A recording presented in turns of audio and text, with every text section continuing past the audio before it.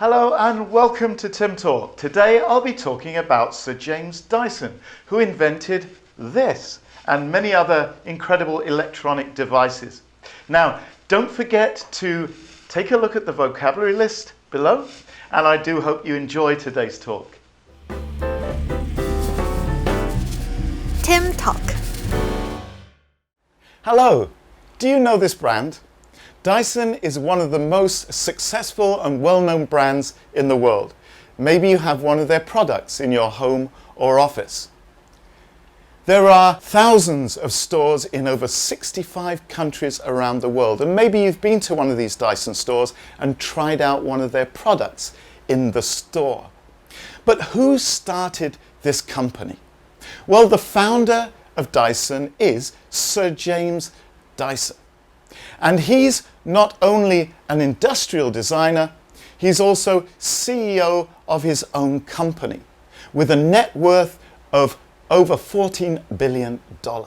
So let's find out a little bit more about the man Sir James Dyson. Well, Sir James was born in 1947 in Norfolk, England. At school, he was very good at long-distance running marathons, because he said, running marathons taught me persistence. It taught me to never give up, even when I was very tired. Now, he got married quite early to his wife Deirdre, and he was a student at the Royal College of Art, where he studied for a master's degree in interior design. But he wasn't really that interested in interior design. His passion was engineering. And while he was a student, he designed his first engineering project, which was the sea truck in 1970. Now, following that, he designed the wheelbarrow because he felt that the design of the traditional wheelbarrow could be improved upon. And this was something he did again and again. He looked at products we are using and he thought, how can I improve on the design? Now, he looked at this design and he thought the wheel on the front of the barrow was not a very efficient way to steer the barrow. So he changed the wheel for a ball, and you could steer the barrow much easier with a ball on the front. Now, Sir James's next project was improving the design of the vacuum cleaner. He felt that traditional vacuum cleaners were very inefficient, and he identified a big problem with their design. And that problem was the bag that they used, because the bag would become full of dust. And when the bag became full of dust, it lost power. So these old traditional vacuum cleaners, he thought, were a very bad design, and he was obsessed with improving the design. And he had an idea of how to improve the design, and that was to use cyclonic separation, which was like a small cyclone which pulled the dust up and separated it from the air. So he stayed at home for weeks and weeks experimenting with new designs. And his wife, who was a teacher, supported him while he stayed at home. And every day he would try again and again, and he would fail again and again. And he failed 5,000 times, but he didn't give up.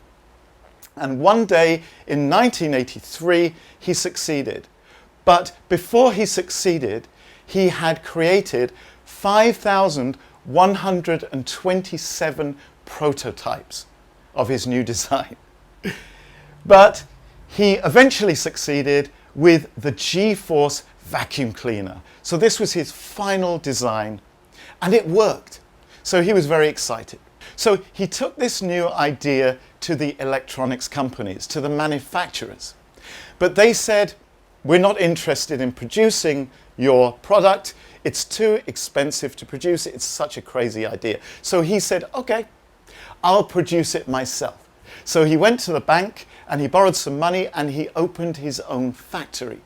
And he started producing his own vacuum cleaners. Now, By 1993, he had a product ready to sell on the market. This was called the dual Cyclone vacuum cleaner. And it had a very clever marketing slogan, which was "Say goodbye to the bag." That means his new design did not use a bag. It was much more efficient. This was a very clever marketing slogan, and it was very effective because his new vacuum cleaner became the biggest selling vacuum cleaner in the UK. Now, his competitors, the companies that refused him originally, now started to copy his design, which was very cheeky.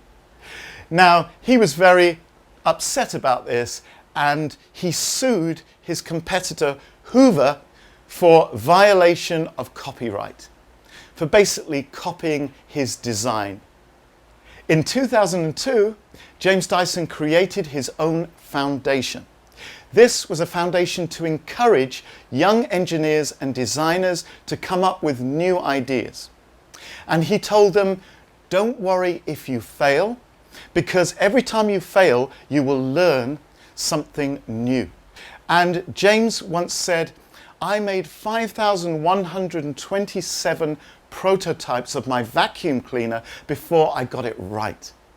There were 5,126 failures, but I learned from each one. That's how I came up with a solution. So I don't mind failure.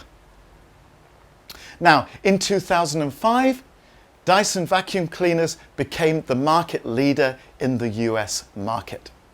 Now, in 2006, Dyson launched the Dyson Airblade hand dryer. You've probably seen one of these in a restroom in a restaurant or hotel.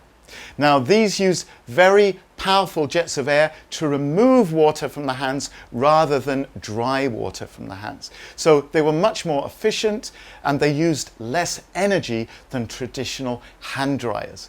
Just one problem: when they first came out, people hadn't seen them before, and some folks thought they were a toilet. Not good.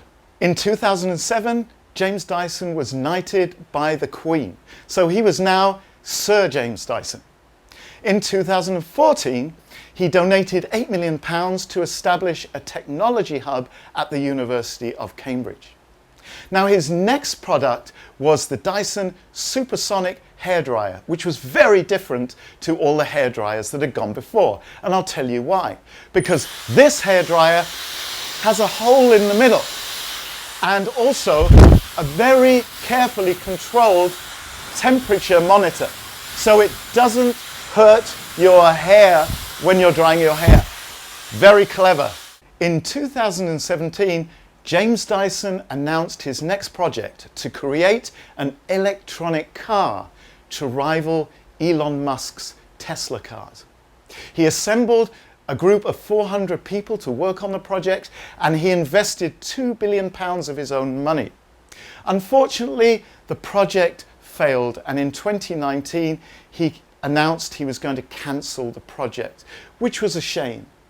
But the cars do look kind of like a vacuum cleaner. Would you want to buy one? This is Dyson's research centre. It employs over 3,500 people, and it's located in the UK. Dyson's operations all take place in this centre: the research, the development, the marketing and the public relations, all in this centre. Although he's announced he will relocate his headquarters to Singapore in 2021. Now, James Dyson actually does live in Singapore at the moment, in the tallest tower in Singapore, the Guoco Tower. And yes, he lives in the penthouse, right at the top. So let's look for a moment at how James Dyson changed the world. Well, firstly, he revolutionized electronics. Secondly, he made engineering fashionable again. Thousands of young people were inspired by his innovations and want to study engineering. Thirdly, he showed that failing is okay. Now let's share James Dyson's 3 secrets for success.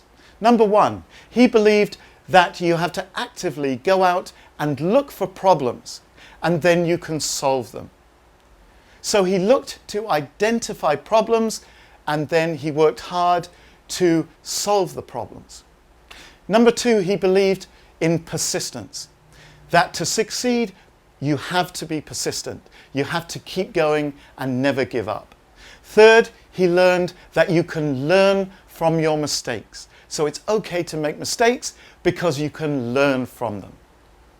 Now let's finally look at a quotation from James Dyson. He said, "Enjoy failure and learn from it. You can never learn from success." Thank you for joining me today, and I'll see you again for another Tim Talk.